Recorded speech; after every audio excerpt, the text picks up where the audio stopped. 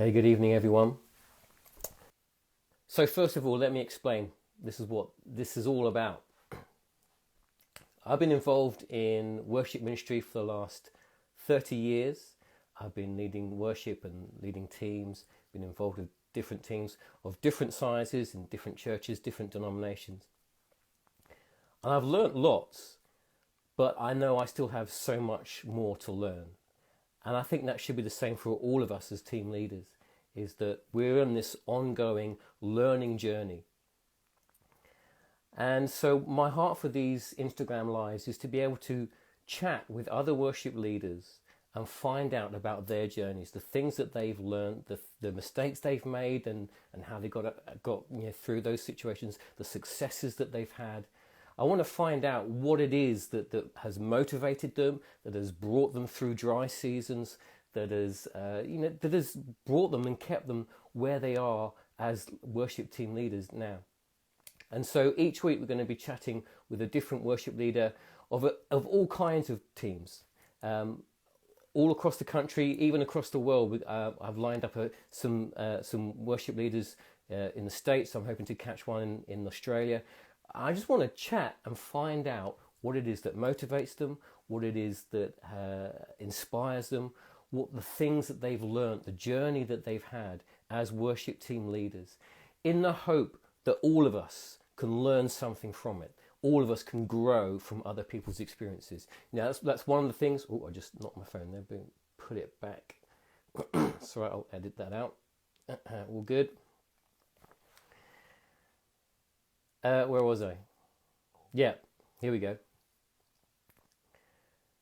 One of the things that I realised early on as a worship leader is that if there was something I wanted to learn to do, one of the best ways to learn to do that was to watch someone else who was already doing it and speak to them and find out what it was that brought them to that place. One of the other things that I've learned as a worship leader as well is that you can learn a lot of stuff not to do by watching other people and seeing how they do things. And you watch people and you think, yeah, no, I'm not going to do that. But it's that whole process of understanding why. Why is it that someone is successful at doing what they do? Why is it that someone is not successful at what they're doing? We want to learn. We want to learn how we can bring that into our leadership and grow as leaders. So let's get on. I want to introduce to you the guest for tonight. Now I just need to work out that. So I want to bring in Mark Hayward, who is the youth pastor and worship director of City Life here in Portsmouth. Right, I've just brought him in. Just going to wait for him to join us. Here he is. Hello. Hi, Mark. Hi. Thank you for joining me. It's a pleasure. It's a real pleasure. It's good to have you. All right. So this is the very first one. You're my very first guest. Yeah. It's cool. I like being the guinea pig. Okay. So that's all good. Yeah. So yeah, I'm really hoping that this works. It's cool. Let's hope so. So first of all, Mark, why didn't you just tell me a little bit about yourself, where you're from, what your church is like, what your worship team is like? Just kind of give us an idea of who you are and where you are. Yeah, so obviously, like Matt said, Mark Hayward, youth pastor and music director at City Life Church in Portsmouth. 27 years old, got a lovely wife called Rachel, and we've got a daughter called Aoife, who is 6 months this coming weekend. Wow. So it's been pretty crazy over the last 6 months, but loved it. So our worship team at City Life Church, we're just a family, basically. That's the best way to explain it. I know that's quite a cheesy cliche, but we are. Obviously, like some of the questions we'll go into later, I'll explain a little bit more about that dynamic. Yeah. But yeah, we love God, we love each other, we love worshiping together, we love having fun, we love laughing at each other when we make mistakes. We're just real people. I guess that's it to say. I mean, I got saved in 2009, gave my life to Jesus then. But I'd say I didn't really start living it out properly until around 2013, which is when I started to come into City Life Church. And I got involved with the worship there. After about a year of me being in the church, I played guitar since I was 7, so majority of my life, 20 years actually. So played guitar for that long, and I was in a band for a while, toured around Europe, around the UK, Wow. all secular stuff. Yeah. But yeah, and then sold all of that stuff and bought I guess a church setup, if you know what I mean. Yeah, rather than sure. having it was metal music, so rather than having the big amps and the like heavy guitars, it was more kind of, I guess, more simplistic, more what you need for worship style of music. Yeah. So yeah. Oh, excellent. How big is your team as well? Our team is quite small, actually. Yeah. So it's fluctuated over the years, but at the moment there's about 8 of us, Okay. 8 or 9, and 3 of them are from our youth band, which is really exciting. Yeah. We've got a guy at our church who works at the church as a youth band developer, and he's doing an amazing job at raising up the youth, teaching them the practical sides of music, but also the spiritual side of worship. So yeah, he's doing an amazing job, and yeah, we've got a few really good up and coming worship musicians and worship leaders. So yeah, they're with the main team, like the adult team, if you put it that way, because we believe it doesn't matter about age. If you've got a gift, if God's gifted someone with the gift of worship and leading worship, then why should they be put aside just because they're not a certain age? So yeah, we love raising up young people to worship and lead worship. Fantastic. All right, before I get into asking you some questions, I just want to put out there for those of you that are watching, you can ask questions. You can ask Mark questions by using the little question button down at the bottom, the little playing cards with the question mark button. Just click on that, ask your question, and I'll throw that into Mark as we're going through this conversation. So Mark, first of all, does your team have a vision statement or a mission statement or anything like that defines your team? Yeah, we do. It's not so much one that's like, because I know sometimes people have a vision statement where it's just like a sentence or just a couple of words. Ours, I've actually got it here because I wanted to read it out. So basically on our role descriptions, this is what we have at the top of it. So it says the worship team is to act as a thermostat that turns up the spiritual temperature with passionate praise and heavenly worship in a life-giving way that engages both the seeker who is new to church and also the seasoned spirit-filled believer, and ultimately glorifying God in the process. So that's basically the head of our worship team. Say if someone wanted to join the worship team and they looked at the role description, that's what they would read. But also as a worship team, we hold dear to the church values that we have. So our own, obviously most churches have their own core values, and as a worship team, we hold dear to them. So one of the main ones is we worship God despite circumstance. So as a church, that is a core value, and obviously as a worship team, we've especially got to put that into practice. It's very relevant now. Precisely, yeah. I mean, if we as a worship team can't worship God despite circumstance, then how can we expect people who aren't in the worship team to do so? And there's an example of that when I really had to, and it was really difficult. It was when our daughter was born, and when she was 3 weeks old, she had to do a week-long stay in hospital because she was ill. She's much better now. But one of them crossed over a Sunday, and obviously with it being my job, I went to church and led worship, and it was a real weird time to be there because I didn't want to be there, if I'm honest with you. I wanted to be at hospital with Rachel and my daughter, but I stayed and I led worship, and that put that core value into practice. So worshiping God despite circumstance. So yeah, we've got a few of our core values that we as a worship team kind of emphasize through worship. That's fantastic. Through being a team. So how did you come up with that statement? So it developed over the years, I think. So that statement's been in longer than I've been in the church. You know what I mean? It's had bits added to it and some bits taken away over the years. And so it's myself and our lead pastor's wife, Laura Harmon. We lead the team together, and it's something we could be working on over the next few months, because I believe what we're going through as a country is a perfect time to kind of take a step back. And obviously we're still doing church online, we're still doing worship sessions online. But it's a great time to take a step back. And I watched a service the other day from Stephen Furtick, and he was saying how there's this phrase about going back to normal. But what if we're not meant to go back to normal? What if this is the new normal? And what if we're going to step into a new normal? So it's something for us to reflect in this time. It's almost kind of like things have almost paused. Obviously we're still continuing, but it's like things have kind of, we're able to step back and kind of rest in the presence of God and reflect. So I think that's a statement that's going to develop and it's going to grow. Which excites me. So it's a living statement. It's not something that's just written in stone. That's it. You've got to adhere to it. It's something that's has life to it. Yeah, I mean, God's always doing new things. And one of the church core values is that we embrace change and creativity as our friends. So it's that change, but also being creative with that change. And obviously with everything that's going on, we've had no choice but to be creative. Absolutely. But I'd never led worship online before, on a Facebook Live. And it's the weirdest thing because I'm used to having a congregation where you're in it together, but it's just you and a camera. And I guess that's the whole audience of one aspect. That I'm not leading worship for people, I'm leading worship for God, and singing to him. Yeah, so like I said, the core values of the church, we reflect through the worship team as well. Well, we try our best. Yeah, sure.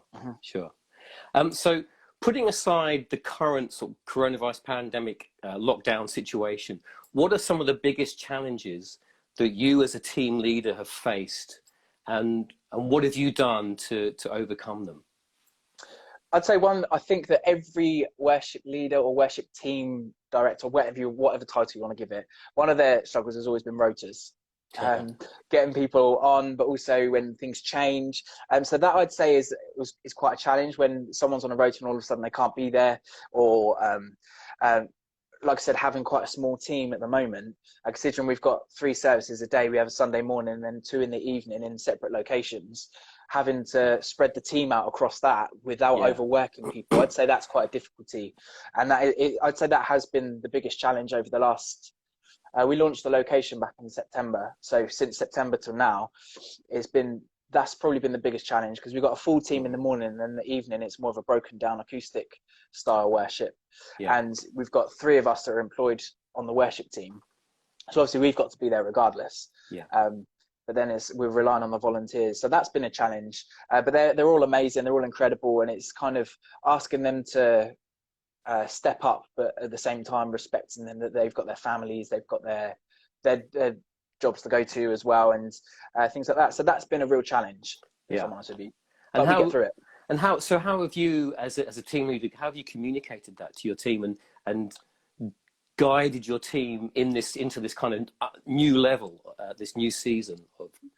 I think it's probably compassion, compassion and understanding, and also, and this is where it comes into us being a real tight-knit family, that we're good at admitting when we're not okay, and we're good at saying that we're not okay. So if, for example, I ask someone if they can lead worship on the Sunday evening at our South location, if they're genuinely not up for it, if they're going through a rough time, if they need some downtime, or if they can't do it, then they don't feel like they have to.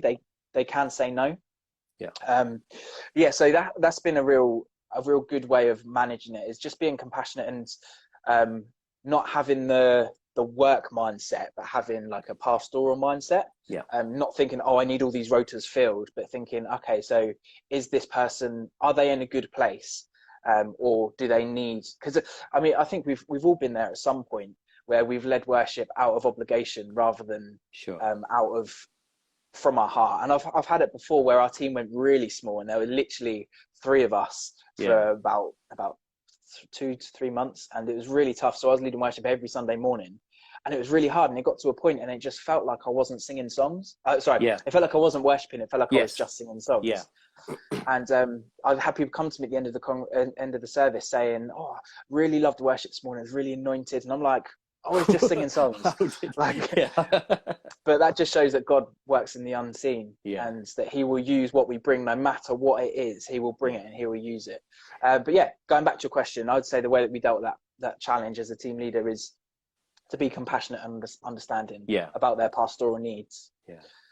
And do you think, going back to those kind of seasons where you're down to 2 or 3 people, do you think those seasons are as important as the seasons where you've got a team full of people, where you don't even have to put people on every single week? Yeah, absolutely. I mean, if anything, I grew most as a worship leader in that time. Practically, like the ability, like the practical ability, but also, although there were a few Sundays, like I say, where I struggled and it was a real mind battle, I'm so grateful for it. Because it really helps me grow more intimate with God, and you have to fully rely on him to do that. And It was great, and obviously it wasn't ideal, but it was great. And the ones that were on team, it really pulled us together. And there's ways around it anyway to make the sound bigger. Sure. We don't use backing tracks at the moment. It's something that I would like to get to that stage of. Obviously, it's not the same using backing tracks when we're in lockdown because you're not there together. But yeah, so we used pads, so we really like padded it out, so you've got that bottom ends, and just went for it anyway. We didn't try to change the way we worshipped. We still worshipped anyway. Yeah. And no, that's great. The main thing. That's great. So looking back then, over the last few years that you've been a team leader, is there anything in hindsight, and be honest here, is there anything in hindsight that you wish you'd never done? Comparison, if I'm honest with you. Yeah. And I think actually in that time where we had like such a small team, like you look at churches where they've got like a big team, where they've got like 9-10 people on their one rota for that Sunday morning, rather than across the whole team, they've got a big team in general. I'd say the comparison was really bad. And I think it's a human flaw, isn't it? That we can't help but compare ourselves to others, which is a real struggle. And in a worship sense, I mean, it just doesn't make sense. It's silly because God doesn't look at us in that way. Like, oh, well, their worship's better than yours. And it's all worship to God. And I'll never forget when years and years ago, I went to a Hillsong conference in London. And I think it was Chris Tomlin leading worship. It was a sold out event. Yeah. It was rammed. And it was amazing. It was so good. You had like some of the best preachers in the world. And then that Sunday evening, I went home. And the church I was at the moment was a different church. And they were all away on their church camp. So it was literally me, and I had an acoustic guitar and was singing, had another guy on acoustic and singing, and one guy in the congregation. So literally three of us. The three of you. Because everyone else was away. So we were like, let's meet anyway, where two or more are gathered. So we met, and this isn't obviously a dig at Hillsong, but I felt the presence of God more tangibly when it was the three of us in a small prayer room than I did at the O2 Arena. And that was a real kind of, for me, it was a real comparison of like, I spent so long looking up to, we need to look up to these worship leaders because they're paving a way for us. Yeah. And they're really helping us to go to new levels. But I found myself like, oh, I'll never be like that. I'll never be that good. I'll never be that anointed. And then you go to a place where there's just three of you and the presence of God is there, just in the same way. Yeah. So I think it's that comparison of, you don't have to have all the big lights, the big stage, the big arena, the thousands and thousands of people that have spent loads of money to be there. You don't need that. Yeah. All you need is a heart that's willing to worship. Yeah. And God draws near to that. Like one of my favorite scriptures is James 4:8, which says, draw near to God and he will draw near to you. And when we do that in worship, it's just such a beautiful thing. So comparison is definitely one of the things that I look back at, and I still look at myself now, and in the future I'll probably still be there. So I'm not sure if that even answers your question, because it's an ongoing thing. Kind of. Yeah. I think that's good. I'm just going to say hi to Steph, Martin, who's watching from Paul. Steph is going to be joining us in 3 or 4 weeks' time. I'm going to be chatting with Steph. So looking forward to that. Cool. So next question. What's some of the best things, well, as you're growing team and you're looking, you obviously you have an idea of where you want to go, or where you want to see the team going. What are some of the best things that, looking back, that you've done that have helped move your team in that direction? I'd say investing and giving opportunities to young people. Like I said earlier, we've got 2 or 3 young people in our main worship team. And one of them in particular is a lad called Arthur. I kind of took him when I first met him. Back again. Hello? Are you there, Mark? Hello? So it said that it said that you dropped out. So I don't know what's going on. Me. Oh, okay. But anyway, we're still here now, so it's okay. We're back. Yeah. I'll start again because I'm not sure how much you heard. I'd say go for it. I'd say the best thing I've done is probably investing in young people. Mm-hmm. Obviously, as a youth pastor, I do that anyway. But when you got a young person, you can just tell there's something different about them. Kind of taking them under your wing and raising them up. We've got a lad in our church called Arthur, and he's got a real good voice. He's got a real passion for music, a passion for Jesus. And I gave him a bit of a heads up. I was like, just so you know, there's times when I'm going to push you and you're not going to like me, but that's because I see so much in you that has to be pulled out. Yeah. Because I had people in my life as I was growing like younger in my faith that pushed me and stretched me and really challenged me. And who were those people for you? Who were those people? Sorry to interrupt. That's right. So our lead pastor for one, Daniel Harmon, he really pushed me. And there were times where I didn't really want to do certain things. I didn't believe in myself, and he said, "I don't care. I believe in you, and God's placed certain things on your life. So we're gonna get them out of you." So there was that one, and also one of my music teachers, who is also a Christian, he believed in me a lot, and it's probably because of down to him. Well, he led me to Christ in the first place. Okay. Back in 2009, and then when I drifted from God, he's the one that kind of brought me back. And it got to the point where he said, "You either walk to church, or I'm going to come to your house and drag you to church." And it was that kind of thing, and it was, at the time I didn't really like it. I was like, well, I'm a bit reluctantly turning up to church. But I'm so glad that he did. And with Arthur, like, there's times where I know that he gets frustrated at me. But I've said to him, it's because I see goodness in you, and you need people to pull that out of you sometimes. So investing in and giving opportunities is definitely one of the best things as a team leader, and also to see them succeed as well. Like, he leads worship. Whenever we have a youth event, he's often one that I go to, and if there's other events I see that are looking for a worship leader, I'll give him a foot up. Which I could do, I'd happily do it, but I think it's about looking at other people rather than ourselves, and looking at what other people have to bring. So I'd say invest in, and also as a team, focusing on the unity of the worship team and the bonding. And we have a lot of socials as a worship team. Obviously we have our weekly practice on a Thursday, but we have, and normally the first Thursday of a month is a social, and we're just absolutely crazy. And it's taken time to get to that, and it's amazing, but at the same time it's a little bit awkward when someone new joins the team, because we're there like crazy, and our walls are already down. So we have to be aware. And again, coming back to the pastoral side of things, we have to be aware that these people may still have their walls up about certain things. Like, we'll be real as anything about anything, and that's great. But we just have to be aware that when new people are coming into the team, they may be a bit nervous and a bit kind of. Is there like a strategy that you have for bringing new people in? So we obviously, like I said, we've got our role description, and so part of my role and Joseph Shermer's role, the guy who does the youth band, is we do worship workshops. So I focus on the guitar one. So if there's someone in the church who plays guitar, then I'll do like a workshop with them.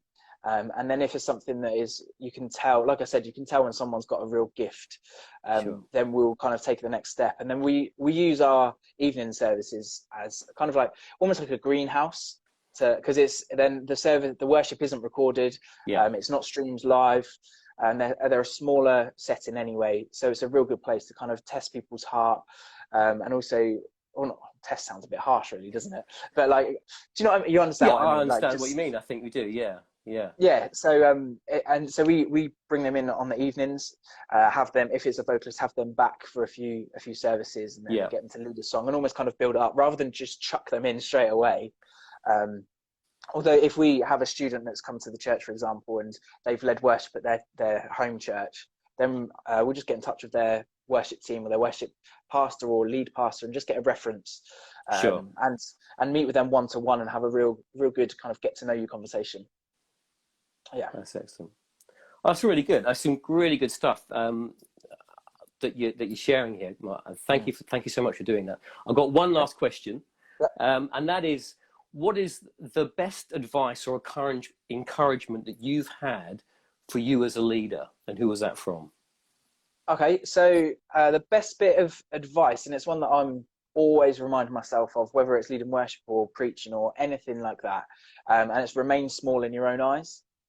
No matter how many people you've just led worship to or how many people you've just preached to, always remain small in your own eyes. I remember I was in Colombia a few years ago and preached at a church where their youth service had, I think there were around just under 1,000 young people there. And it was, I'd never spoken to that amount of people before. So I was pooping myself a bit, to be honest with you. Fair. And it was good, and I loved it. And then as soon as I stepped off to go pray for some people, one of my mentors that was there with me, Paul Cowdery, pulled me to one side, and he just said, remain small in your own eyes, because it's what you do now that is most important. Sure. So it's not actually that what you do on the platform, it's what you do off the platform that is more important. Yeah. And worshiping leading it to a worship sense, worshiping in your own time. It's not just what people see, but it's what like God sees us, and what the Father sees in secret, He honors in secret. Yeah. So it's that whole worshiping in your own time. So yeah, remaining small in your own eyes is so important. No matter who you are, remaining humble is a big one. And also, I can't remember who this quote was from. I want to say Tim Hughes, but I'm not 100% sure. And basically, it was the job of a worship leader is to basically build a bridge from where the congregation are to where whatever God's doing. Sure. And to build that bridge and then let them walk over it if they want to. And I've been guilty of this, and I'm sure other worship leaders have been, where you kind of almost bully the congregation into worshiping. And you tell we've never done that, honestly. No, but do you know what I mean? Like when you're obviously like encouraging them, like telling them to like absolutely lift their hands or whatever. And there's loads of memes about it, about raise your hands, like lift out, shout out praise and all that. Yeah. So there's that. But then there's saying you're not worshiping hard enough, you're not singing loud enough. And the Lord looks at the heart, doesn't He? Sure. And I think that it's that whole, when I realized that and realized actually my job as a worship leader isn't to get them to sing louder.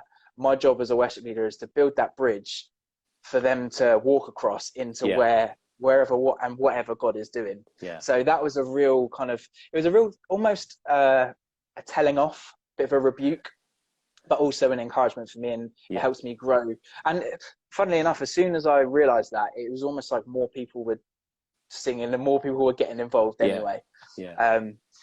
So best piece of advice was probably remain small in your own eyes, and about the bridge. And there was another part of your question that you asked. I think that was it. I'll tell you what, though, if you could give yourself advice, like if you could go back to when you first started as a team leader and give yourself a bit of advice, what would that advice be? Or what kind of heads up would you give yourself?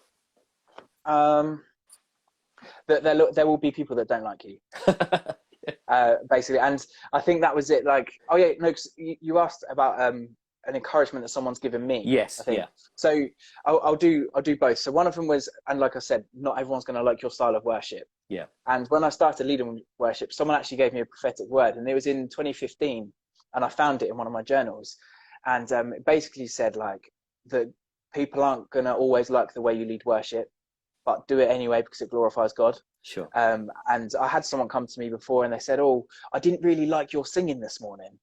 And so in a practical sense, that your insecurities are just like basically highlighted and like exploded. So you're feeling down and insecure in yourself. But then it's also reminding them like, okay, well, it wasn't for you anyway. Like I wasn't singing for you. I wasn't singing to you. I was singing to God. And if He liked it, that's all I care about. So the advice I'd give to my younger self is that not everyone is going to like you.